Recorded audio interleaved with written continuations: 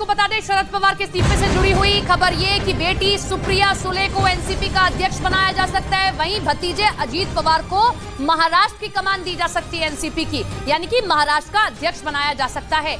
जब से शरद पवार ने अपने इस्तीफे का ऐलान किया है, कार्यकर्ता इस बात पर अड़े हुए हैं कि वही अध्यक्ष रहें। जहां अजीत पवार मीडिया के सामने आए और ये कहा कि 2 से 3 दिन का और समय है, उस पर वो विचार करेंगे। लेकिन न्यूज 18 के हमारे सहयोगी विवेक गुप्ता की ये खबर सामने आई, जिसमें ये कहा जा रहा है कि प्लान बी है दरअसल शरद पवार के पास में। उस प्लान बी के तहत सुप्रिया सुले को एनसीपी का राष्ट्रीय अध्यक्ष बनाया जा सकता है और साथ ही साथ अजीत पवार को महाराष्ट्र का अध्यक्ष बनाया जा सकता है, ताकि राष्ट्रीय स्तर पर जितने भी पार्टी के फैसले हैं वो बेटी सुप्रिया सुले ले और जो प्रदेश की कमान है वो अजीत पवार के हाथ में चली जाए। और सुप्रिया सुले, आपने देखा भी होगा कि जितनी बार पार्टी मझधार में फंसी है वो मीडिया के सामने आई, कितने ही गंभीर तरीके से उन्होंने स्थितियों को संभाला है। जब मामला अजीत पवार से जुड़ा हुआ था तब भी वही चीजों को संभाल रही थी, मीडिया के सामने आई, ये बात समझाई कि अजीत पवार को समझाया गया, तब पार्टी से जितनी भी नाराजगी थी वो दूर कर दी गई और उसके बाद में अजीत पवार को किस तरीके से फिर से मनाया गया। लेकिन अब खबर ये सामने निकल कर आ रही है कि 82 साल के शरद पवार ये कह रहे हैं कि वो राष्ट्रीय जो एनसीपी के राष्ट्रीय अध्यक्ष हैं उस पद से इस्तीफा देंगे और आगे जो कमेटी तैयार की गई है वो ये विचार करे कि आखिर कौन होगा अगला अध्यक्ष। विवेक हमारे साथ, हमारे सहयोगी जुड़ गए। विवेक, इसे प्लान बी के तहत माना जा रहा है कि अपनी बेटी को पूरे राष्ट्रीय अध्यक्ष की कमान दे दे और प्रदेश अध्यक्ष बनाए अपने भतीजे को। बिल्कुल सही कहा आपने। देखिए, शरद पवार के जब से उन्होंने ऐलान किया है तब से काफी सारी बातें सामने आ रही कि आखिरकार एनसीपी पार्टी को कौन संभालेगा। जो सूत्रों के मुताबिक जो जानकारी मिल रही है कि इसमें हो सकता है कि शरद पवार एक बड़ा फैसला ले ले और अपनी बेटी सुप्रिया सुले को नेशनल पार्टी अध्यक्ष बना दें और अजीत पवार को स्टेट पार्टी अध्यक्ष बना दें, ताकि दोनों अपने अपने कामों में काम करते रहें और दोनों लोग किसी भी काम में अपने उसमें जो भी इंटरफेरेंस ना करें। तो ये शरद पवार का प्लान बी हो सकता है। इसमें दोनों सुप्रिया सुले और अजीत पवार दोनों खुश हो सकते हैं, क्योंकि देखिए इस पूरे मामले में अगर किसी तीसरे को अगर अध्यक्ष बनाया जाता है तो अजीत पवार नाराज हो सकते हैं, सुप्रिया सुले नाराज हो सकती हैं।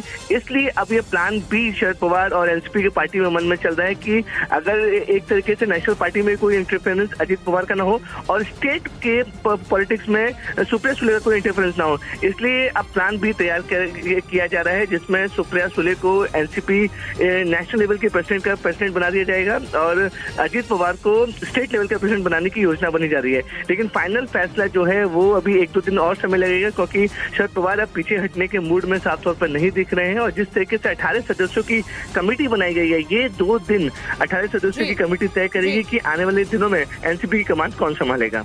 बिल्कुल, और जो अस्थिरता दिख रही थी उसे स्थिर करने की कोशिश भी ये शरद पवार की हो सकती है। बहुत बहुत शुक्रिया आपका जुड़ने के लिए। इधर मुंबई में एक कार्यक्रम के दौरान शरद पवार ने एनसीपी अध्यक्ष पद छोड़ने का ऐलान कर दिया। 1999 में एनसीपी के बनने के बाद से ही शरद पवार पार्टी के राष्ट्रीय अध्यक्ष हैं और करीब 24 साल बाद उन्होंने एनसीपी के राष्ट्रीय अध्यक्ष पद से इस्तीफा देने की घोषणा कर दी।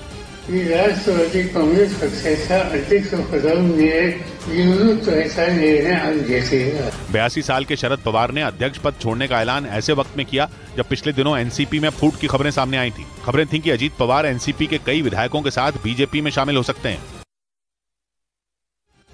और शरद पवार के राष्ट्रवादी कांग्रेस पार्टी के प्रमुख के रूप में पद छोड़ने के ऐलान के बाद उनके भतीजे और पार्टी के नेता अजीत पवार ने कहा कि एनसीपी के दिग्गज को अपने फैसले पर एक बार फिर से विचार करना चाहिए और इसके लिए उन्होंने 2 से 3 दिन का समय मांगा है। एनसीपी नेता अजीत पवार ने कहा कि शरद पवार को बताया गया कि पार्टी के जितने कार्यकर्ता हैं वो यही चाहते हैं कि अध्यक्ष के तौर पर शरद पवार ही रहें।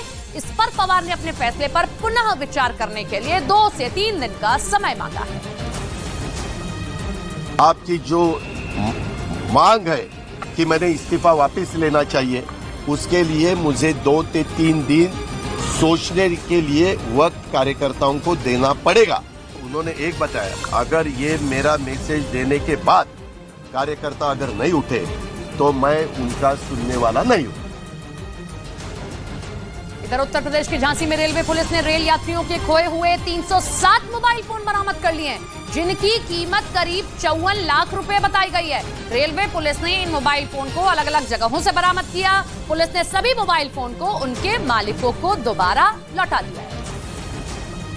कांग्रेस ने कर्नाटक विधानसभा चुनाव के लिए जारी अपने घोषणा पत्र में बजरंग दल की तुलना पीएफआई से कर दी, जिस पर सियासी हंगामा खड़ा हो गया। कांग्रेस ने ऐलान किया कि अगर वो सत्ता में आई तो पीएफआई और बजरंग दल दोनों पर बैन लगाएगी।